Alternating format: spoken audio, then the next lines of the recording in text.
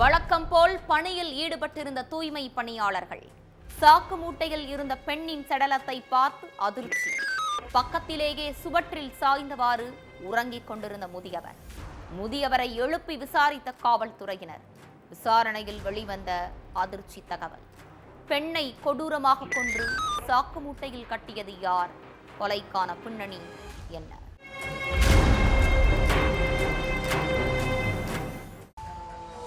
அதிகாலை நேரம்.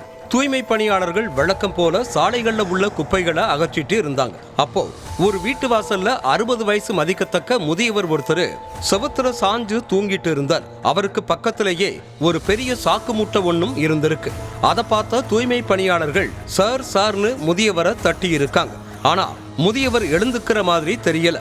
அதனால பக்கத்துல இருந்த சாக்கு மூட்டையை திறந்து பார்த்த தூய்மை பணியாளர்கள் அரண்டு போய் நின்று இருக்காங்க.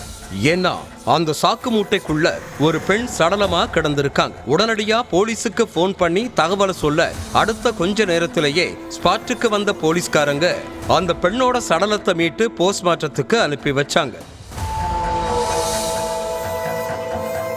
அதுக்கு பிறகு தூக்கத்துல இருந்த முதியவர் மேல தண்ணீரை ஊத்தி எழுப்பின போலீஸ் சாக்கு மூட்டையில இருந்த பெண்ணோட சடலத்தை பத்தி விசாரிச்சிருக்காங்க. அப்போதான் அந்த பெண்ணுக்கு என்ன நடந்துச்சு, அவங்களை யாரு கொன்னாங்க அப்படிங்கிற விஷயமே தெரிய வந்துச்சு. கேரள மாநிலம் எர்ணாகுளத்துல உள்ள கோந்துருத்து பகுதியைச் சேர்ந்தவர் தான் இந்த 60 வயசான முதியவர் ஜார்ஜ். இவருக்கு ஒரு மகனும் ஒரு மகளும் இருக்காங்க. மகன் கல்யாணமாகி லண்டன்ல செட்டில் ஆகிட்டார். மகள் கோட்டயத்துல வாழ்ந்துட்டு இருக்காங்க. கோந்துருத்துல உள்ள வீட்டுல ஜார்ஜும் அவரோட மனைவியும் மட்டும்தான் வசிச்சுட்டு இருந்தாங்க. வாரத்துக்கு ஒரு முறை ஜார்ஜும் அவரோட மனைவியும் கோட்டயத்துல உள்ள மகள் வீட்டுக்கு போயிட்டு வருவாங்களாம். அதே மாதிரி கடந்த ஒரு வாரத்துக்கு முன்னாடி ஜார்ஜ் தன்னோட மனைவி கூட கோட்டயத்துல உள்ள மகள் வீட்டுக்கு போயிருக்காரு. அப்படி மகள் வீட்டுக்கு போன ஜார்ஜ் மனைவியை அங்க விட்டுட்டு தனியா வீட்டுக்கு வந்திருக்காரு. அப்போ வீட்டுக்கு வர்ற வழியில ஒரு ஹோட்டலுக்கு போய் டீ குடிச்ச ஜார்ஜுக்கு பாலியல் தொழில் பண்ற பெண் ஒருத்தவங்க அறிமுகமாகி இருக்காங்க. அவங்க கிட்ட டீல் பேசின ஜார்ஜ் அந்த பொண்ணை வீட்டுக்கு கூட்டிட்டு போயிருக்காரு. ஒன்னா உட்கார்ந்து மது குடிச்ச 2 பேரும் அதுக்கப்புறம் தனிமையில இருந்திருக்காங்க. அதுக்கு பிறகு அந்த பெண் ஜார்ஜ் கிட்ட பேசின தொகையை கேட்டு இருக்காங்க. அப்போ பேசின தொகையை விட ஜார்ஜ் பணத்தை குறைவா கொடுத்திருக்காரு. அதனால 2 பேருக்கும் இடையில கடுமையான வாக்குவாதம் ஏற்பட்டிருக்கு. ஒரு கட்டத்துல ஆத்திரமடைஞ்ச ஜார்ஜ் வீட்டுல இருந்த இரும்பு கம்பியை எடுத்து அந்த பொண்ணோட தலையில ஓங்கி அடிச்சிருக்கார். அதுல சரிஞ்சு விழுந்த அந்த பெண் அதிகப்படியான ரத்தம் வெளியேறி சம்பவ இடத்திலேயே உயிரிழந்துட்டாங்க.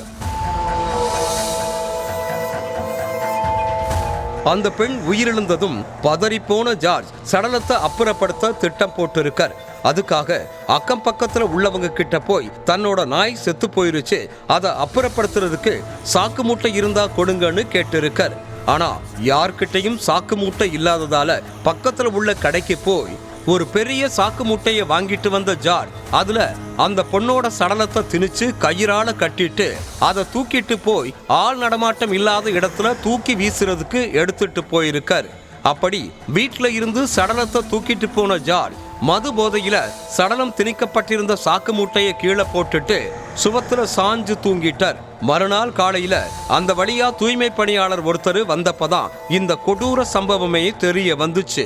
அதுக்கு பிறகு முதியவர் ஜார்ஜ் கொடுத்த வாக்குமூலத்தை அடிப்படையா வச்சு அவர் மேல வழக்கு பதிவு செஞ்ச போலீஸ் ஜார்ஜை அரெஸ்ட் பண்ணி சிறையில் அடைச்சிருக்காங்க.